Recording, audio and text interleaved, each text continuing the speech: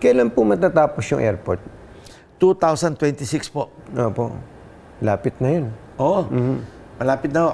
Opo. At pag umanda ng airport niyan, kayo, mahilig kayo lahat bumiyahe. O saan ba kayo bumibiyahe? Domestic flight? Kalahati na lang yan. Kalahati na yung presyo ng ticket. Kung kayo pupunta ng Hong Kong, Singapore, Japan, o kung saan, bababaan na rin yan.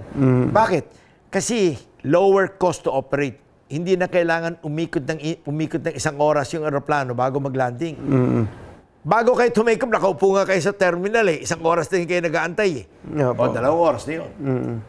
Tapos pag landing nyo, nakaupo pa rin kayo sa loob ng aeroplano dahil yung taxiway congested din.